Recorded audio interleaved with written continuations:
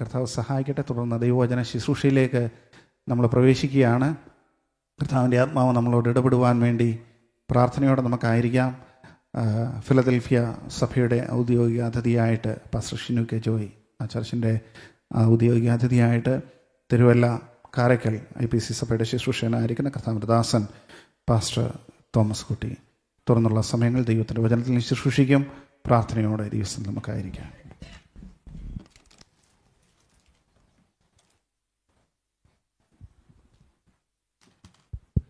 കർത്താവായ യേശുക്രിസ്തുവിൻ്റെ പരിശുദ്ധ നാമത്തിൽ ബഹുമാന്യ കർത്തൃദാസൻ പാസ്റ്റർ സ്റ്റാം ടി ജോർജ് അവറുകൾ, ബഹുമാനപ്പെട്ട മറ്റ് ദൈവദാസന്മാർ, ഇവിടെയുള്ള ദൈവജനം, ദൈവസഭ, എല്ലാവർക്കും എൻ്റെ സ്നേഹവും വന്ദനം അറിയിക്കുന്നു. ഞാനിവിടെ ആയിരിക്കാൻ കാരണമായത് ഫിലദൽഫിയ പെന്തക്കോസ്ത് അസംബ്ലി സഭയെ അവിടുത്തെ പാസ്റ്ററായിരിക്കുന്ന പാസ്റ്റർ ഷിനു കെ ജോയ് മുഖേനയാണ്. അദ്ദേഹം മുഖേന എനിക്കിവിടെ ഒരു അവസരം തന്ന ദൈവത്തിന് സ്തോത്രവും സഭയ്ക്ക് വന്ദനവും പറയുന്നു. ഒരു കാലത്ത് നിങ്ങളെപ്പോലെ ഞാനും ഒരു പ്രവാസിയായി സൗദി അറേബ്യയുടെ പ്രദേശത്ത് 92 കടന്നു പോകുവാനും ഒരിക്കൽ പോലും ഇഷ്ടമില്ലാത്ത ഈ ഭാഗ്യ പദവിയിലെത്തുവാൻ ദൈവം അവിടെ വെച്ചാണ് എനിക്ക് അവസരം ഒരുക്കിയത്. ബന്ധുക്കോസുകാരെ എതിർക്കാനായിട്ട് 7 പ്രാവശ്യം ബൈബിളും മൊത്തം വായിച്ച് ഡൽഹിയിലും ബോംബെയിലും നാട്ടിലും എവിടെയൊക്കെ അവസരം കിട്ടിയിട്ടുണ്ടോ അവിടെ എല്ലാം ഞാൻ ആദ്യമായിട്ടൊരു സഭയിൽ കൂടുന്നത് ഡൽഹിയിൽ 86 ഒരു ചർച്ച കൂട്ടായ്മയിലാണ്. അദ്ദേഹത്തോടൊക്കെ വളരെ, ഇന്ന് ആ ദൈവദാസൻ എവിടെയാണെന്ന് എനിക്കറിയത്തില്ല, അദ്ദേഹം എനിക്ക് വേണ്ടിയൊക്കെ പ്രാർത്ഥിച്ച വ്യക്തിയാണ്. ഞാൻ അവിടെ പോയി നിന്ന് 50 നോയമ്പ് എടുത്താണ് അദ്ദേഹത്തോട് എതിർത്തത്. ദൈവത്തിന് സ്തോത്രം. എന്നാൽ ഞാൻ 82 പാസ്പോർട്ട് എടുത്തു. അപ്പോൾ ഞാൻ പാസ്പോർട്ട് എടുത്തപ്പോഴും കർത്താവ് എന്നോട് പറഞ്ഞത്, എൻ്റെ സഹോദരങ്ങൾ ഒക്കെ അന്ന് വിദേശത്താണ്, അവിടെ സഭയുടെ ചുമതലയിലൊക്കെ ഇപ്പോൾ ആയിരിപ്പുണ്ട്. കർത്താവ് എന്നോട് പറയുന്നത്, മുൻപേ അവൻ്റെ രാജ്യവും നീതി അന്വേഷിക്കുക, അതോടുകൂടി ഇതൊക്കെയും കിട്ടുമെന്ന്. അപ്പോൾ എൻ്റെ ഇളയ പെങ്ങളെ 9 വയസ്സ് ഇളയ തന്നെ അവിടെ നിന്ന് വരെ കൈ നീട്ടത്തക്കവണ്ണം എൻ്റെ ഭൗതിക വിഷയങ്ങളെല്ലാം ബ്ലോക്ക് ചെയ്തു. അപ്പം ഞാൻ ട്രെയിനിൽ യാത്ര ചെയ്താൽ ചോദിക്കും രക്ഷിക്കപ്പെട്ടതാണെന്ന്, ബോംബെ ചെന്നാൽ ചോദിക്കും രക്ഷിക്കപ്പെട്ടതാണെന്ന്. ഇതെല്ലാം കേട്ടിട്ട് ഈ തിരുവചനം ഞാൻ ബോംബെ ചെമ്പൂര് പള്ളിയുടെ ചാപ്പലിരുന്ന് മൊത്തം വായിച്ചിട്ടുണ്ട്. അപ്പോൾ അങ്ങനെ 92 ഞാൻ സൗദി ചെല്ലുന്നത്. അപ്പോൾ ഒരു കാര്യം എന്നെ ദൈവം ബോധ്യമാക്കി, സത്യദൈവം കർത്താവായ യേശുക്രിസ്തുവാണ്. പിന്നെ എൻ്റെ പ്രാർത്ഥന ഇതാണ്, കർത്താവേ, അങ്ങയുടെ വചനം ശിഷ്യന്മാരെ അങ്ങ് വിളിച്ചു, അല്ലെ ഒന്നുമില്ലാത്തടത്തും പലരെയും വിളിച്ചു, അങ്ങയുടെ സാക്ഷിയാകുവാൻ അങ്ങ് എന്നോട് കൽപ്പിച്ചാൽ ഞാൻ എന്നെ സമർപ്പിക്കുമെന്ന്. അന്ന് എൻ്റെ സഹോദരന് എന്നെ കൊണ്ടുപോയി അദ്ദേഹത്തോട് ഞാൻ പറഞ്ഞിട്ടുണ്ടായിരുന്നു, ആത്മീയ കാര്യം എന്നോട് സംസാരിക്കരുത്. എന്നാൽ അവിടെ വെച്ച് ഞാൻ രഹസ്യമായി പ്രാർത്ഥിക്കുമായിരുന്നു, ആഴ്ചയൊരിക്കൽ ഉപവസിച്ച് പ്രാർത്ഥിക്കുമായിരുന്നു. അങ്ങനെ 93 നവംബർ മാസം 9 ജിദ്ദയിൽ ഒരു കൂട്ടായ്മയിൽ വെച്ച്, അത് എല്ലാവരും രാത്രി, വ്യാഴാഴ്ച രാത്രി പ്രാർത്ഥനയിൽ ഞാൻ ഇങ്ങനെ ദൈവത്തോട് പ്രാർത്ഥിക്കുന്നു, അങ്ങയുടെ വചനം സത്യമാ, അങ്ങ് എന്നോട് സംസാരിച്ചാൽ ഞാൻ ഈ ഭാഗ്യം സ്വീകരിക്കാൻ തയ്യാറാണെന്ന്.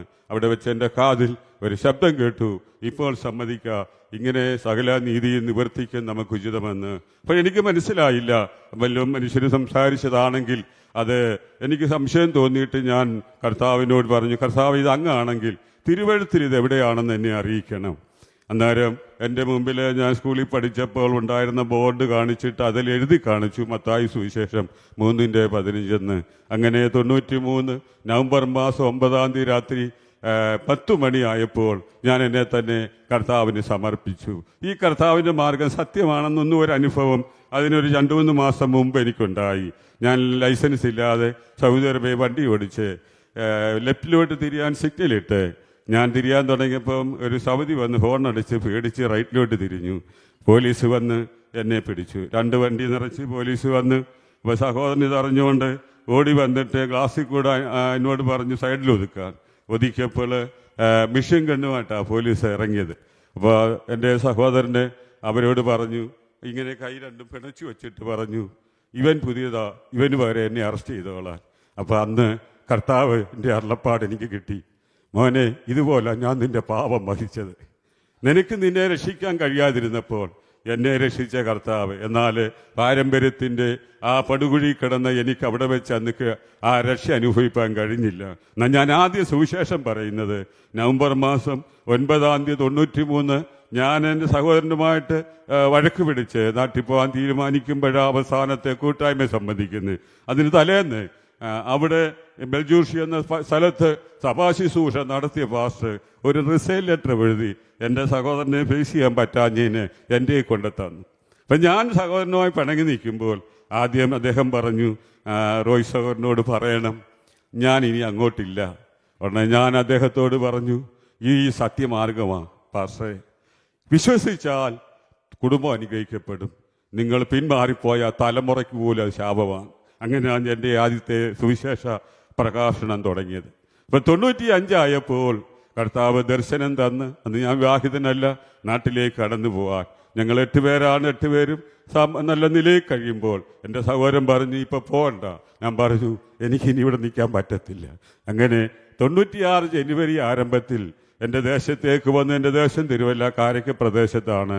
പാരമ്പര്യത്തിൻ്റെ പടുകുഴി കിടക്കുന്ന കാര്യം, നിത്യതയെ വിശ്രമിക്കുന്ന ആശാര്യോപദേശിയൊക്കെ പ്രസംഗിപ്പാൻ അനുവദിക്കാതെ മൗനജാതി നടത്തി അദ്ദേഹം മൗനജാതി നടത്തി അവിടുന്ന് പോയത്. PM ഫിലിപ്പ് അപ്പച്ചനൊക്കെ സ്ഥാപിച്ച ആരംഭ സഭകളൊക്കെ അത് നഷ്ടപ്പെട്ടു പോയിടത്താണ് പിന്നെ IPCയുടെ വേല തുടങ്ങിയത്. വേപ്രായിലൊക്കെ ചർച്ച കൊണ്ട് വലിയ സഭകളൊക്കെ ഉണ്ട്. ദൈവത്തിന് സ്തോത്രം. അവിടേക്ക് ഞാൻ കടന്ന് ചെന്ന ആ ദേശത്ത് എൻ്റെ വീട്ടുമായിട്ട് കർത്താവ് സഭയുമായിട്ട് മുന്നോട്ട് പോകുമ്പോൾ ഞങ്ങളുടെ വീട് ഉള്ളിലായതുകൊണ്ട് അവിടേക്ക് പെരുന്നാളിന് റാസ കൊണ്ടുവരുമായിരുന്നു. എൻ്റെ വീടിൻ്റെ മുന്നിലിട്ട് നടബന്ധലിട്ട് 10,000 ചില്ലുവാനും പേര് ഇങ്ങനെ പ്രസംഗിക്കും അവരുടെ വിശ്വാസത്തെക്കുറിച്ച്. അപ്പോൾ ഞാൻ ഒരിക്കൽ കർത്താവിനോട് ചോദിച്ചു ഞാൻ എന്ത് ചെയ്യണം? ദൈവത്തിൻ്റെ ആത്മാവ് എന്നോട് പറഞ്ഞു വചനത്തെ ഉയർത്തുവാൻ. ഞാൻ തിരുവല്ലായി ചെന്ന് എൻ്റെ ഒരു സഹോദരൻ്റെ കയ്യിൽ നിന്ന് തുണി മേടിച്ചുകൊണ്ട് വന്ന് ബാനർ എഴുതി ആ പെരുന്നാൾ ശനിയാഴ്ച ഉച്ച കഴിഞ്ഞുള്ള ആ റാസ വരുന്ന ആ സമയത്ത് എൻ്റെ വീടിൻ്റെ മുന്നിൽ കെട്ടിയിട്ട് അവർ വരാൻ കാത്തിരുന്നു. അവർ വന്ന് അച്ഛൻ പ്രസംഗിക്കുമ്പോൾ ഞാൻ എൻ്റെ വീടിൻ്റെ വാതിൽ തുറന്ന് ഇതുപോലെ വെള്ള ഡ്രസ്സൊക്കെ ഇട്ടിട്ട് വെളിയിലോട്ട് ഇറങ്ങുക. എൻ്റെ അന്ന് എനിക്ക് 2 കുഞ്ഞുങ്ങളുണ്ട്. അവർ കരഞ്ഞുകൊണ്ട് അകത്തിരിക്കുമ്പോൾ ഞാൻ ആദ്യത്തെ സ്റ്റെപ്പ് വെച്ചപ്പോൾ എൻ്റെ കാല് വിറയ്ക്കാൻ തുടങ്ങി. ഞാൻ ദൈവം കർത്താവ് എന്നൊരു വിളി വിളിച്ചു. പിന്നെ എനിക്കൊന്നും ഫലമുണ്ടായില്ല. ഞാൻ ചെന്നപ്പോൾ 10,000 ചില്ലുവാനും പേരെ. ഞാൻ അവരുടെ മുമ്പിൽ എല്ലാവരും എന്നെ നോക്കും. ഞാൻ എന്നെ നോക്കണ്ട, മേളിലോട്ട് നോക്കാൻ പറഞ്ഞു. അങ്ങനെ എൻ്റെ ദേശത്താണ് ഞാൻ ഈ കർത്താവിൻ്റെ സാക്ഷിയാകാനിടയായത്. പക്ഷെ അങ്ങനെ മുന്നോട്ട് പോയി. അത് എനിക്കൊരു വാഹനമുണ്ടായിരുന്നു. ആ വാഹനത്തിൽ കൂടെ അന്ന് തൊട്ട് പരസ്യയോഗങ്ങൾ കിട്ടുന്ന അവസരങ്ങളെല്ലാം എന്നെ അയക്കുന്നിടത്ത് പല ദൈവദാസന്മാരുമായി സഹകരിച്ചു പോകുമായിരുന്നു.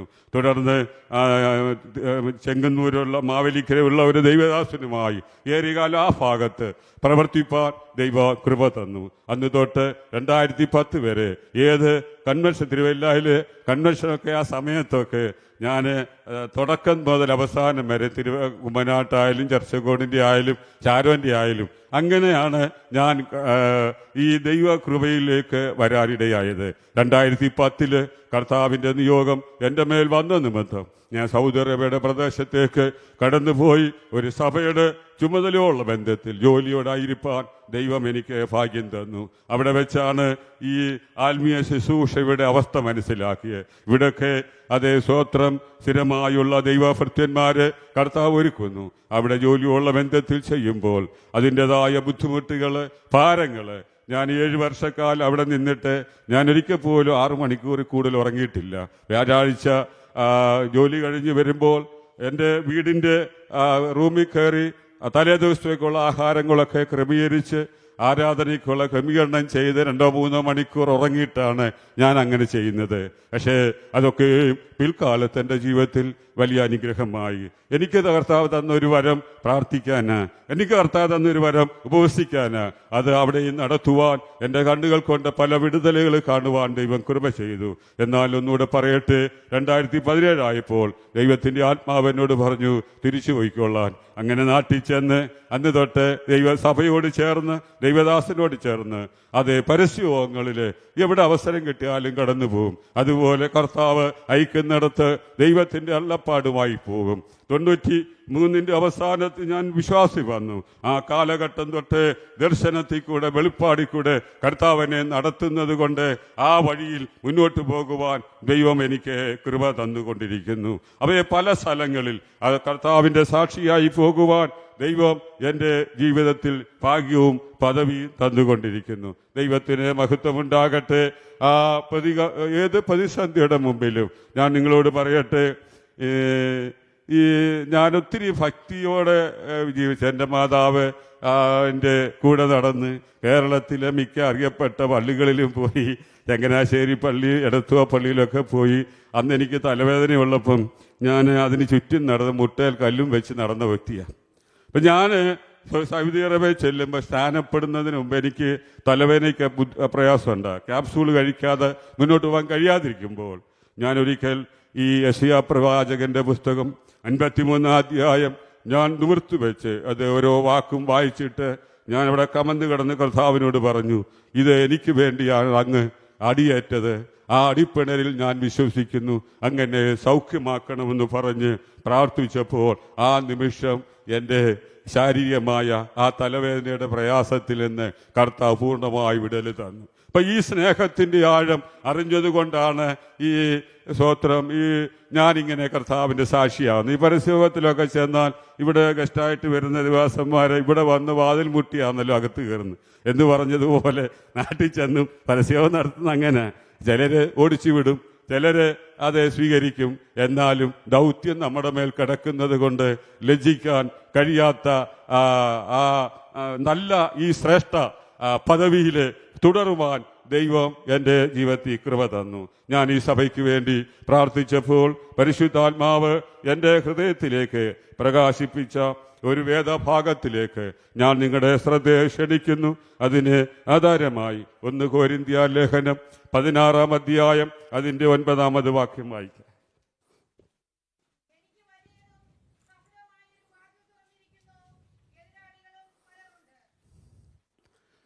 ഒരു വാക്ക് പ്രാർത്ഥിക്കാം. പരിശുദ്ധ പിതാവേ, നന്ദിയോടെ അങ്ങേക്ക് മഹത്വം കരയേറ്റുന്നു. അങ്ങയുടെ ദാസന്മാരെ, അങ്ങയുടെ ജനത്തെ അടിയനെ സമർപ്പിക്കുന്നു. അങ്ങ് അരുളി ചെയ്ത വചനവുമായി അങ്ങയുടെ നാമത്തിൽ നിൽക്കുമ്പോൾ കേൾക്കുന്നവരുടെ ജീവിതത്തിൽ വിടുതലായി അത് വ്യാപരിക്കണമേ. അടിയനെ സമർപ്പിക്കുന്നു. ഏകാര ഹൃദയത്തോടെ ഇരുത്തണം. യേശു ക്രിസ്തുവിൻ നാമത്തന്നെ. എനിക്ക് വലുതും സഫലവുമായൊരു വാതിൽ തുറന്നിരിക്കുന്നു. എതിരാളികൾ പലരുണ്ട്. ധന്യനായ പൗലോസ് അപ്പോസ്തലന്റെ അതേ കൊരിന്ത്യർക്ക് എഴുതിയ ലേഖനത്തിലെ അവസാന ഭാഗമാണ്. ഇപ്പോൾ ഒരു ഭക്തനായ മനുഷ്യൻ ക്രിസ്തുവിനെ ഉപദ്രവിച്ച് നടന്ന, യേശു ക്രിസ്തുവിനെ കണ്ട ദൈവ മക്കളെ കണ്ടാൽ, ശിഷ്യന്മാരെ കണ്ടാൽ എങ്ങനെ അവരെ ഉന്മൂലനം ചെയ്യണമെന്ന് പറഞ്ഞ് നടന്ന ഈ ഭക്തനെ ക്രൂശിന്റെ സ്നേഹം തേടിച്ചെന്ന ദമാസ്കസിന്റെ പടിവാതിക്കൽ വെച്ച് താൻ കർത്താവിൽ സമർപ്പിതനായപ്പോൾ ദൈവത്തിന് സ്തോത്രം, അന്ന് തൊട്ട് തൻ്റെ ജീവിതത്തിൽ തന്നെ വളർത്തിയ അനുഭവം എന്ന് പറഞ്ഞത് താൻ പഠിച്ച ജ്ഞാനമായിരുന്നില്ല, താൻ അഭ്യസിച്ചതായ അതേ ആ ശ്രേഷ്ഠമായ അവസ്ഥയൊന്നുമായിരുന്നില്ല. നാം വായിക്കുന്നുണ്ട് അപ്പോസ്തല പ്രവൃത്തി 9-ാം അധ്യായത്തിൽ കർത്താവ് അനന്യാസിനോട് പറയുന്നു, നീ ഇന്നടത്ത് ചെല്ലുമ്പോൾ ഒരുവൻ പ്രാർത്ഥിക്കുന്നു, അവന് നീ അവിടെ ചെന്ന് അവൻ കാഴ്ച പ്രാപിക്കുവാനായിട്ട് തൻ്റെ തലയിൽ കൈവെക്കുന്നത് അവൻ കാണുമെന്ന് പറഞ്ഞു. അങ്ങനെയാണ് പൗലോസിന്റെ ശുശ്രൂഷയുടെ ആരംഭം തുടങ്ങിയത്. ഈ അനന്യാസിനോട് കർത്താവ് പറയുന്നുണ്ട്, അവൻ എൻ്റെ നാമം ജാതികളുടെ ഇടയിലും രാജാക്കന്മാരുടെ ഇടയിലും വഹിപ്പാൻ ഞാൻ അവനെ തെരഞ്ഞെടുത്തിരിക്കുന്ന ഒരു പാത്രമാണ്. ദൈവമക്കളോട് ഒരു കാര്യം ഞാൻ പറയട്ടെ, നിങ്ങൾ രക്ഷിക്കപ്പെട്ട സമയത്തോ നിങ്ങൾ അതിനുശേഷമോ നിങ്ങൾക്കൊരു വാഗ്ദത്തം ദൈവം നിങ്ങളുടെ ജീവിതത്തിൽ കർത്താവ് തന്നിട്ടുണ്ടെങ്കിൽ ഒരിക്കൽ പോലും അത് മാറ്റിക്കളയുവാൻ ദൈവം ഒരിക്കലും തയ്യാറാകത്തില്ല.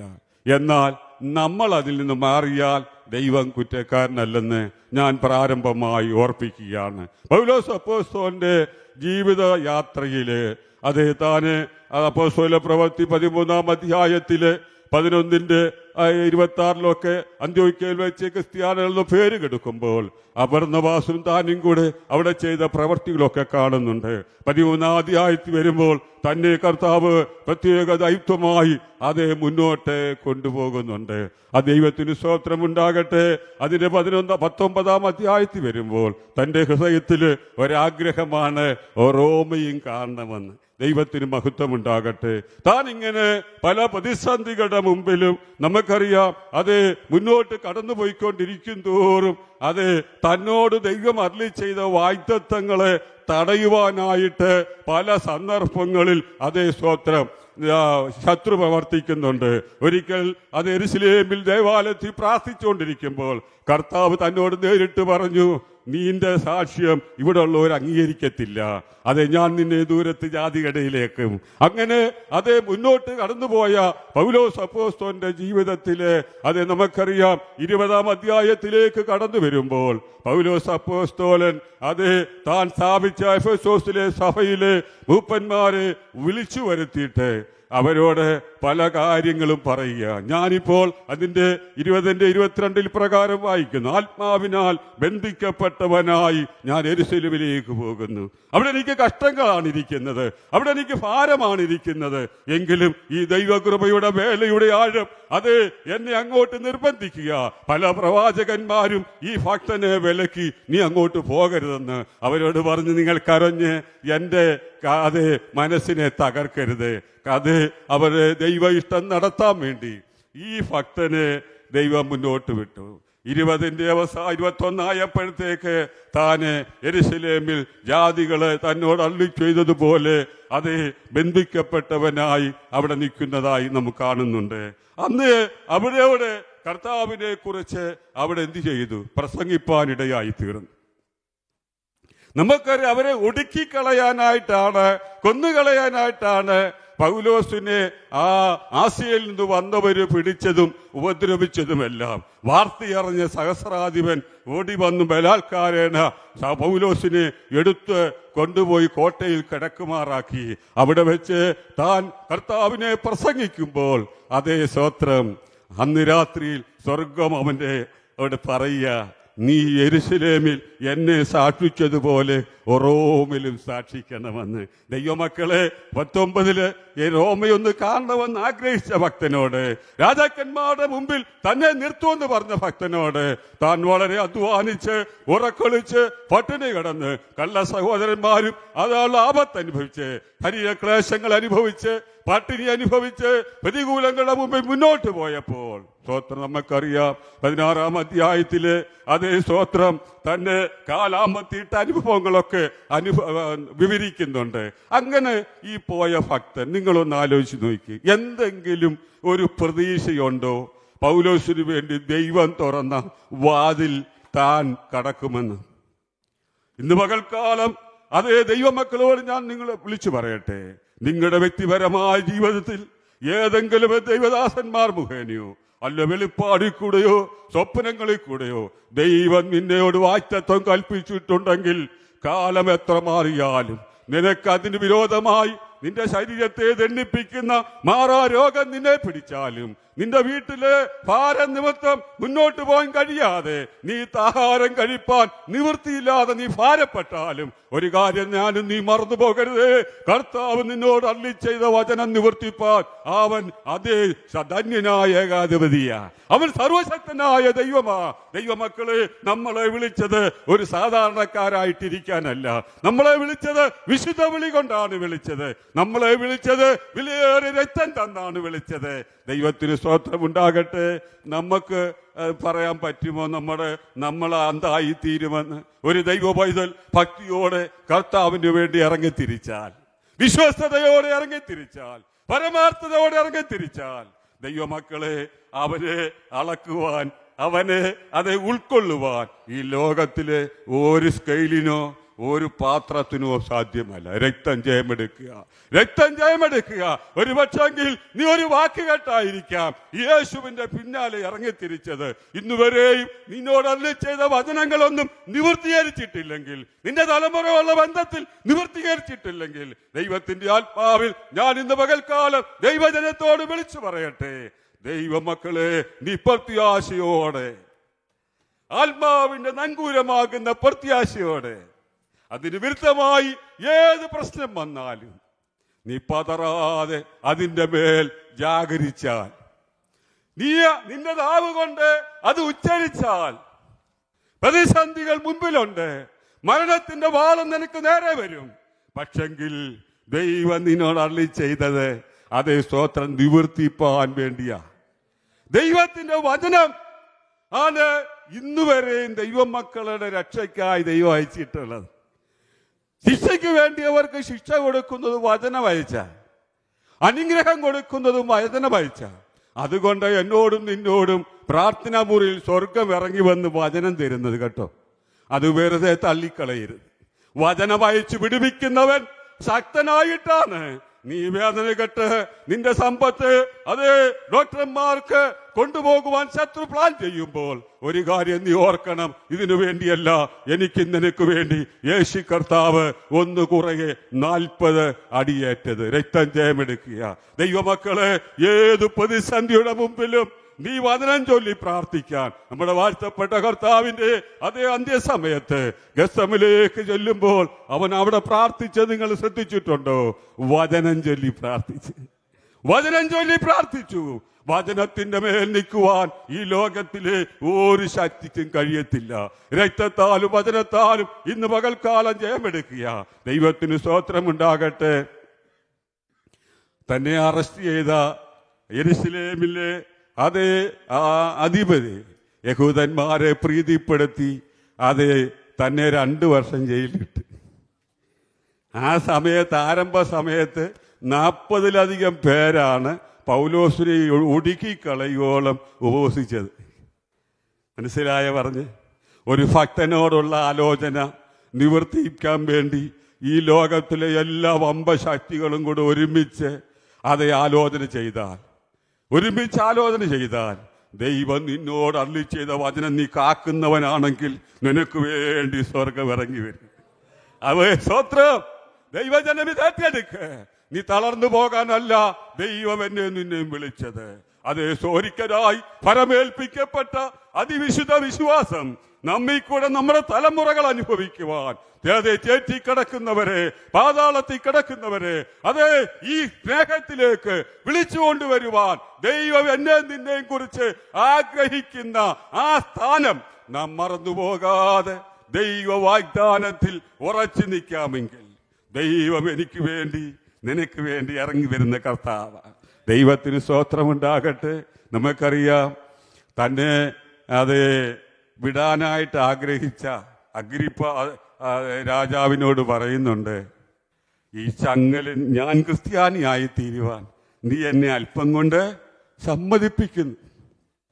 ഭക്തൻ ജയിലിൽ കിടന്നാലും സുവിശേഷത്തിന്റെ വ്യാപ്തി ആ കൊട്ടാരത്തിൽ നിന്ന് രാജാക്കന്മാരെ അവിടെ കൊണ്ടുവന്ന് കേൾപ്പിച്ചു കേട്ടോ.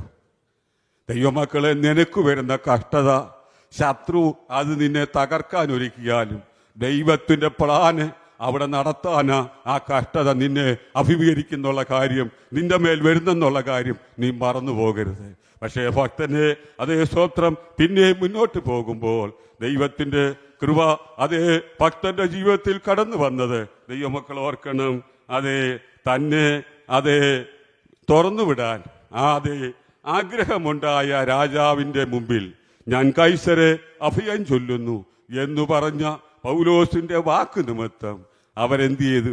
റോമിലേക്ക് തന്നെ അയച്ചു.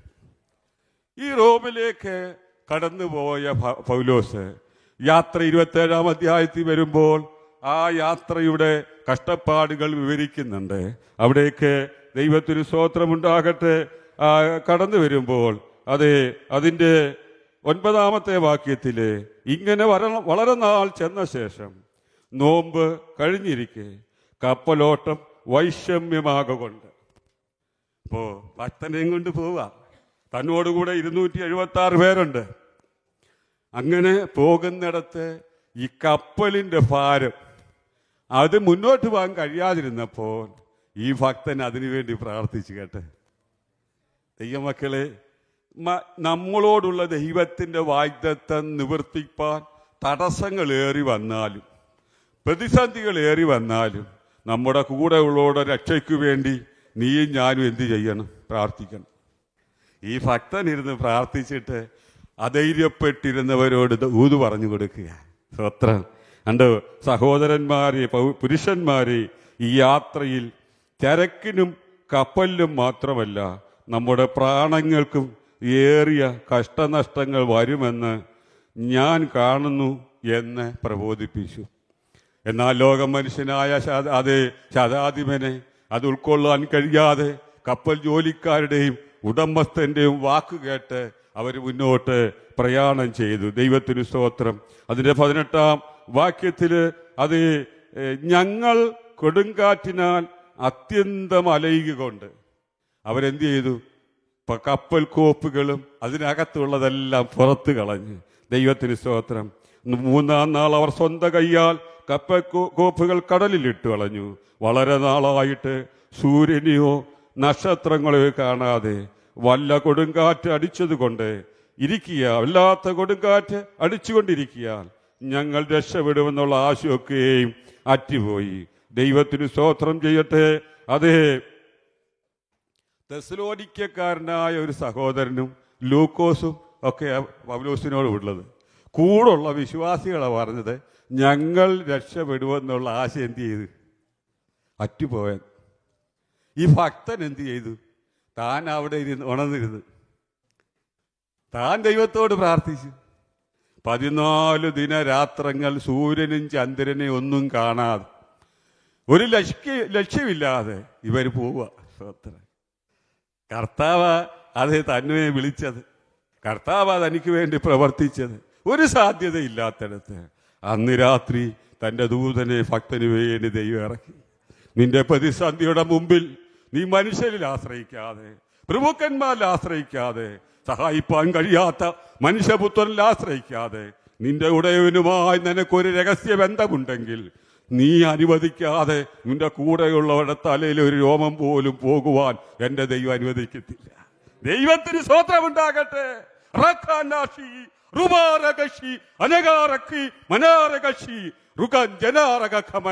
രക്തത്താലും വചനത്താലും ജയമെടുക്കുക. ഇച്ചിരി കഴിഞ്ഞപ്പോൾ ഇവരെന്ത് ചെയ്തു? കർത്താവ് ഭക്തനോട് പറയുക, നിനക്ക് ദാനം ചെയ്തിരിക്കുന്നു 276 പേര്. മറുവശത്ത് ശത്രു പ്ലാൻ ചെയ്ത് എന്തെന്നറിയാമോ? പടയാളികളോട് പൗലോസിനെ അങ്ങ് കൊല്ല. അല്പം മുമ്പ് ഭക്തന്റെ വാക്ക് നിരാകരിച്ച ശതാധിപൻ എന്ത് ചെയ്തു? പൗലോസിനെ രക്ഷിക്കാൻ വേണ്ടി അവരുടെ പ്ലാൻ മാറ്റി. എന്നിട്ട് പറഞ്ഞു, നീന്തറിയാവുന്ന ഒരു ചാടി രക്ഷപ്പെടും. ഭക്തൻ പറഞ്ഞ പോലെ നമ്മളൊരു ദ്വീപിൽ മുട്ടു വീഴും. അങ്ങനെ കടന്നുപോയി. ദൈവത്തിന് സ്തോത്രം. നമുക്കറിയാം, അവരവിടെ നീന്തി അക്കരെ കടന്നു. രക്ഷപ്പെട്ട ശേഷം മെലിത്ത ദ്വീപിൽ ഇനിയ ഒരു വലിയൊരു അത്ഭുതമാണ് അവിടെ നടക്കുന്നത്. ദൈവമക്കളെ, ദൈവത്തിന് സ്തോത്രമുണ്ടാകട്ടെ. നമുക്കറിയാം, പൗലോസ് ആ ബർബരന്മാര് അവരോട് അസാധാരണമായ ദയ കാണിച്ചു. എന്തിന്? ഒരു പ്രാർത്ഥിക്കുന്നവൻ കൂടെ ഉള്ളത് കൊണ്ട്. മനസ്സിലായോ? നീ അറിയാതെ നീ ദൈവത്തിന്റെ കൂടെ പറപ്പുകൾക്ക് വേണ്ടി പ്രാർത്ഥിക്കുമ്പോൾ, നീ അറിയാതെ നിന്റെ സഭയിലെ സാധുക്കൾക്ക് വേണ്ടി പ്രാർത്ഥിക്കുമ്പോൾ, നീ അറിയാതെ നിന്റെ ദൈവദാസന്മാർക്ക് വേണ്ടി നീ പ്രാർത്ഥിക്കുമ്പോൾ, നിന്നിൽ കൂടെ വെളിപ്പെടുന്ന വചനം അവരുടെ ജീവിതത്തിൽ കോട്ടയാണ് കേട്ടോ. അതുകൊണ്ട് ദൈവജനം തമ്മിലുള്ള പ്രാർത്ഥന കുറയ്ക്കരുത്. ഈ പരദേശത്ത് വന്നതുകൊണ്ട് നമ്മുടെ ലക്ഷ്യം ഭൗതികമായതുകൊണ്ട് നമുക്കൊരു ലക്ഷ്യമുണ്ട്. അതിലപ്പുറമായി ദൈവം നമുക്കൊരു രാജ്യം ഒരുക്കി വെച്ചിട്ടുണ്ട്. ദൈവമക്കളെ, ഇന്നല്ലേ നാളെ ഏതെങ്കിലും പ്രതിസന്ധിയുടെ മുമ്പിൽ നമ്മളൊക്കെ ഇവിടുന്ന് പോകേണ്ടി വരാം. പക്ഷേ ജീവിച്ചിരിക്കുമ്പോൾ തന്നെ ലക്ഷ്യബോധത്തോടെ നിന്നാൽ നിന്നെ നിത്യതയിലെത്തിപ്പാൻ എൻ്റെ ദൈവം ശക്തനാണ്. രക്തം ജയമെടുക്കുക, രക്തം ജയമെടുക്കുക. ദൈവത്തിന് സ്തോത്രമുണ്ടാകട്ടെ. ഭക്തന്റെ ഇവരങ്ങോട്ട് കടന്നു ചെന്നു. അതേ സ്തോത്രം. ഈ ഭക്തന്റെ കൈ മാത്രമേ തീ കൂട്ടിയപ്പോൾ അണലി കയറിയുള്ളൂ. അപ്പൊ അസാധാരണ ദയ കാണിച്ചവര് അവരുടെ വാഗൊണ്ട് തന്നെ പറഞ്ഞു, ഇവനാള് പോക്ക. ദൈവത്തിന് സ്തോത്രം. പ്രതിസന്ധിയുടെ മുമ്പിൽ നിന്നെ ഒറ്റപ്പെടുത്തുമ്പോഴും എല്ലാവരും നിന്നെ കുറ്റപ്പെടുത്തുമ്പോഴും നീ ഒരു കാര്യം മറന്നു പോകരുത്. നിന്റെ വാഗ്ദാനത്തിനു വേണ്ടി നീ മുട്ടിപ്പായി പ്രാർത്ഥിക്കുന്നെങ്കിൽ ആകാശത്ത് അത് ഒരു അടയാളം പോലും അതിന് കണ്ടില്ലെങ്കിലും നിന്റെ ചുറ്റുപാട്ടത്ത് അതിനുവേണ്ടി ഒരു അനക്കമില്ലെങ്കിലും ദൈവമക്കളെ വിളിച്ചത് ദൈവമാണെങ്കിൽ, അരുളിച്ചത് കർത്താവാണെങ്കിൽ, അവൻ തന്റെ ചങ്കിലെ ചോര തന്ന് എന്നെ നിന്നെയും നിന്റെ ഉള്ളം കൈ, കർത്താവിന്റെ ഉള്ളം കൈ വഹിച്ചിരിക്കേ. ദൈവത്തിന് സ്തോത്രമുണ്ടാകട്ടെ. അതെ, നമുക്കറിയാം, പത്മോസിലകപ്പെട്ട യോഹന്നാനോട് കർത്താവ് പറയും, ഈ നക്ഷത്രം മോനെ നീയാ. 7 നക്ഷത്രം സഭകളുടെ ദൂതന്മാരാ. ദൈവത്തിന് സ്തോത്രമുണ്ടാകട്ടെ.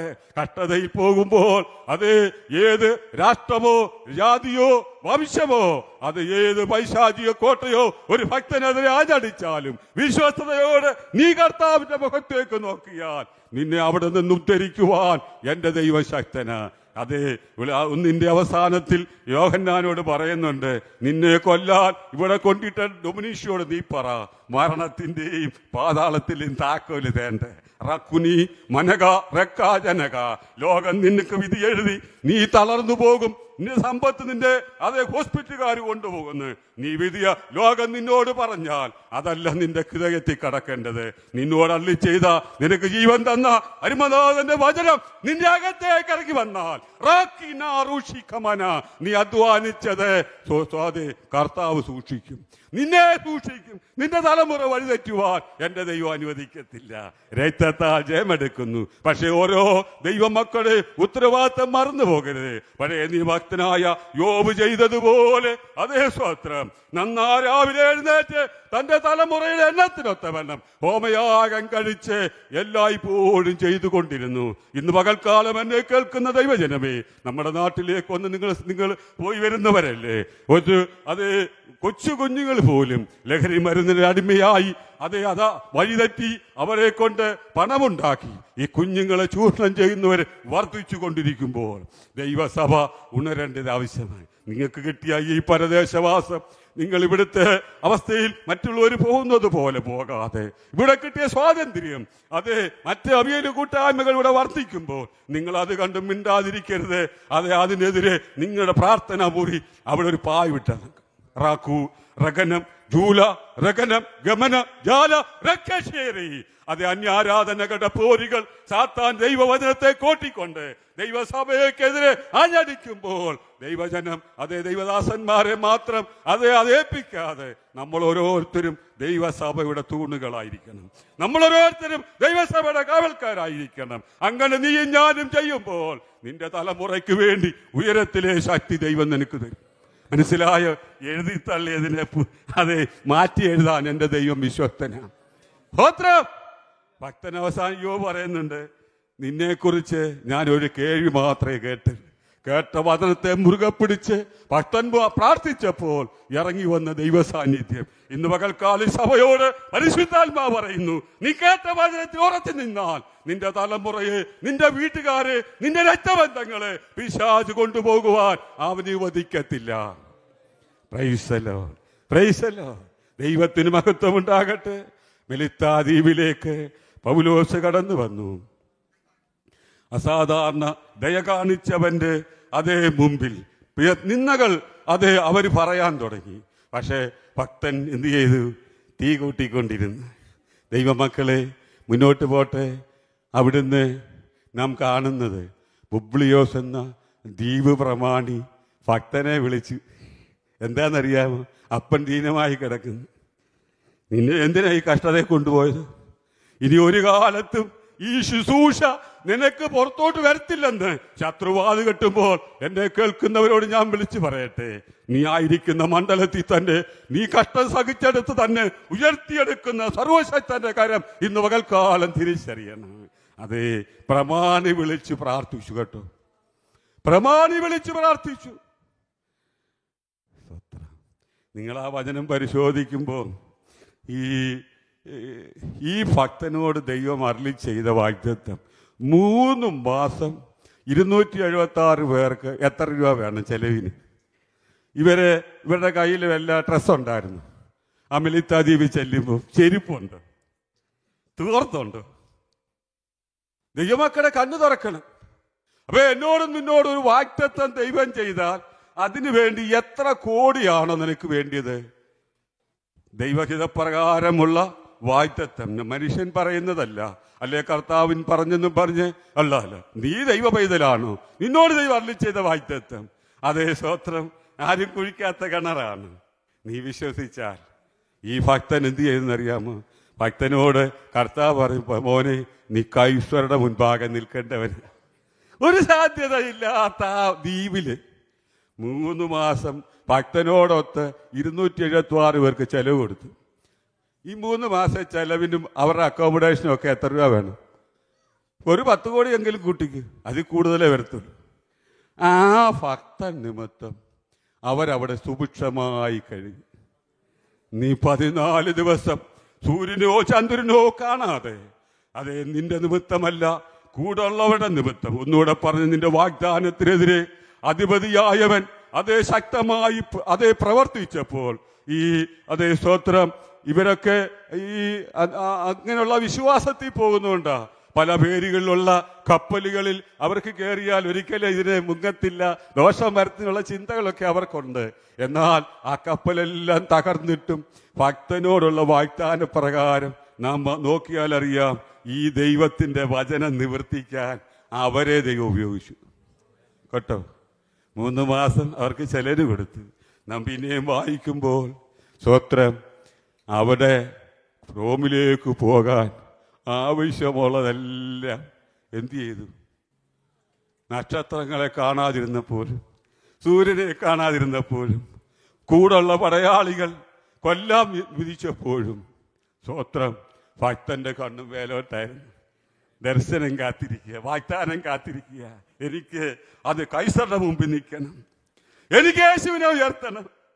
ദൈവമക്കളെ, നീ പോക, ദൈവത്തിന് സ്തോത്രം. ഞാൻ നിന്നെ രാജാക്കന്മാരുടെ മുമ്പിൽ, രാജികളുടെ മുമ്പിൽ വഹിക്കാൻ തെരഞ്ഞെടുത്തിരിക്കുന്ന ഒരു പാത്രമാണെന്ന് പറഞ്ഞ വാഗ്ദത്തം. അതേ സ്തോത്രം, റോമും കാണണമെന്ന് ആഗ്രഹിച്ച ഭക്തനോട് നീ എന്നെക്കുറിച്ച് അതേ യെരുശലേമിൽ സാക്ഷിച്ചതുപോലെ റോമിലും സാക്ഷിക്കുമെന്ന് പറഞ്ഞ വാഗ്ദത്തത്തിനെതിരെ ശത്രുവായവൻ അവന്റെ സർവബലത്തോടെ അതേ മുന്നോട്ട് പോയപ്പോൾ ദൈവത്തിന് മഹത്വമുണ്ടാകട്ടെ, സ്വർഗം തന്റെ ഭക്തന് വേണ്ടി ഇറങ്ങി വന്നു. സൂര്യചന്ദ്രന്മാരെ കാണാതിരുന്നിട്ടും അടുത്തുള്ളവരെ തിരിച്ചറിയാതിരുന്നിട്ടും ആഹാരമുണ്ടായിട്ടും കഴിക്കാതെ പട്ടിണി കിടന്നപ്പോൾ ഭക്തന്റെ കണ്ണുമേലോട്ടകട്ടോ. ഞാനും നീയും ഏത് പ്രതിസന്ധിയുടെ മുമ്പിലും എന്റെയും നിന്റെയും വിളിച്ചവനെ നോക്കി യാത്ര ചെയ്താൽ ഒരിക്കൽ പോലും നിന്നെ താളടിയാക്കാൻ, നിന്റെ തലമുറയ്ക്കെതിരെയോ നിന്റെ കുടുംബത്തിനെതിരെയോ സഭയ്ക്കെതിരെയോ ആഞ്ഞടിപ്പാൻ ശത്രുവിനെ ദൈവം അനുവദിക്കത്തില്ല. ദൈവത്തിന് സ്തോത്രമുണ്ടാകട്ടെ. അതേ മെലിത്താദ്വീപ് നിവാസികൾ ഭക്തനു വേണ്ടി ഒരു ഷിപ്പ് തന്നെ ഒരുക്കി കൊടുത്തു. യാത്ര പുറപ്പെട്ടു. എത്ര വേണം? ഇത്രയും പേർക്ക് യാത്ര ചെയ്യാൻ ആവശ്യമുള്ള കയറ്റി കൊടുത്തെന്ന്. എത്ര കോടിയുണ്ട്? നിങ്ങൾ ആലോചിച്ച് നോക്ക്. നിന്നോട് ദൈവം അരുളി ചെയ്ത വചനം നിവർത്തിപ്പാൻ വേണ്ടി എവിടെ എങ്ങനെ പ്രവർത്തിക്കണമെന്ന് കഴിവുള്ളവനാണ് നിന്നോട് ആലോചന പറഞ്ഞത്. അതുകൊണ്ട് വാഗ്ദാനത്തിൽ ഉറച്ചു നിൽക്ക്. ദൈവത്തിന്റെ വചനം പറയുന്നു, എനിക്ക് വലുതും സഫലവുമായ ഒരു വാതിൽ തുറന്നിരിക്കുന്നു. എതിരാളികൾ പലരുണ്ട്. അവസാനം അതേ താൻ വന്ദനം പറയുമ്പോൾ കൈസറുടെ അരമനയുള്ളവർ പോലും പൗലോസ് നിമിത്തം വന്ദനം പറയത്തക്കവണ്ണം ഇടയാക്കിയതിന്റെ കാരണം എന്താ? ദർശനത്തിനു വേണ്ടി ദൈവം വിളിച്ചതും ദൈവം അരുളി ചെയ്തതുമായ വാഗ്ദത്തത്തിന് കാത്തിരുന്നപ്പോൾ പ്രിയ കുഞ്ഞുങ്ങളോട് ഞാൻ പറയട്ടെ, നിങ്ങളുടെ മാതാപിതാക്കൾ അവരുടെ പരിധിക്കുള്ളിൽ നിന്ന് നിങ്ങളെ വളർത്തുമ്പോൾ അതിനപ്പുറത്തേക്ക് ദർശനം പ്രാപിക്കണം. അതിനപ്പുറത്തേക്ക് നിങ്ങൾ യേശുവിലേക്ക് നോക്കണം. ആ യേശുവിലേക്ക് നോക്കിയാൽ നിങ്ങൾ ഇതുവരെ കടന്നു പോകാത്തടത്ത് ദൈവം തന്റെ മഹത്വത്തിനു വേണ്ടി നിങ്ങളെ ഉപയോഗിക്കും. ഈ പകൽക്കാലം ഞാൻ എൻ്റെ വാക്കുകൾ ഇവിടെ ഉപസംഹരിക്കട്ടെ. കർത്താവ് നമുക്ക് വേണ്ടി വരാറായി. യേശുവിന്റെ വരവിന്റെ കാലോച്ചകൾ എല്ലായിടത്തും കേൾക്കുന്നു. അത് നമ്മുടെ ജീവിതത്തിൽ 2 സംഭവം പെട്ടെന്ന് നടക്കുമല്ലോ. ഒന്നീ നമ്മുടെ മരണം, അല്ലെങ്കിൽ യേശുപ്പന്റെ വരവ്. നമ്മളുണ്ടാവുമോ? സകലതും അതേ സ്തോത്രം അതേ സംഭവിക്കുമ്പോൾ അതേ യേശു കർത്താവിന്റെ മുമ്പിൽ നിൽക്കുവാൻ നമുക്ക് ഒരുക്കമുണ്ടോ? നമ്മൾ നിമിത്തം നമ്മുടെ കൂടപ്പറപ്പുകൾ ഈ നിത്യ ദർശ അനുഭവിപ്പാൻ നമുക്ക് മനസ്സുണ്ടോ? അങ്ങനെയെങ്കിൽ നിങ്ങൾ വാഗ്ദത്ത ഉറച്ചു നിൽക്കേ. ഈ വചനങ്ങളാൽ കർത്താവ് നമ്മെ സഹായിക്കട്ടെ. അവസരം തന്ന ബഹുമാന്യ ദൈവദാസന് വന്ദനം പറഞ്ഞ് ഞാൻ ദൈവസന്നിധിയിൽ ഇരുന്നു.